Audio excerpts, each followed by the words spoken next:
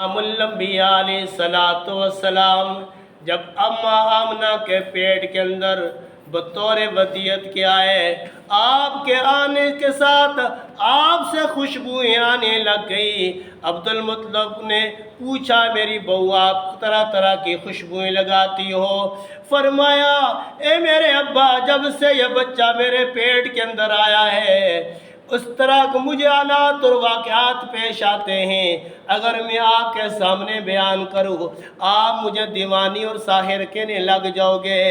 फरमाया कि जब मैं मक्का की पथरीली ज़मीन पर चलती हूँ, नुकीले पत्थर मेरे लिए मोम बन जाया करते हैं। जब मैं अपने किसी रास्ते पर चलती हूँ, वो रास्ते के दरख्त और रास्ते के पत्थर मुझे सलामियाँ पेश करते हैं। जब मैं तेज़ धूप के अंदर चलती हूँ, एक बदली मेरे ऊपर साया करती है, मुझे आसमान की तरफ से सलामियाँ पेश आती हैं।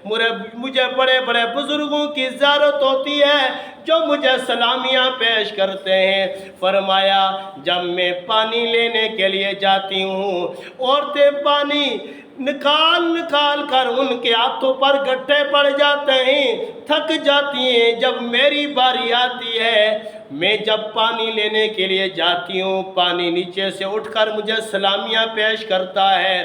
फरमाया, जिस रास्ते से गुजरती हूँ उस रास्ते से खुशबू की लहरें आ जाती हैं। जिस बिस्तर पर लेटती हूँ उस बिस्तर से मुझे खुशबुएं आने लग जाती हैं। ऐसी खुशबू किसी फूल में नहीं है जैसी खुशबू मेरे नबी के पसीने में है।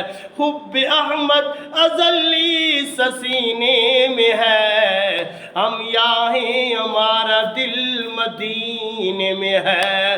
बेसारा न समझे ज़माना हमें, हम गरीबों का आका मदीने में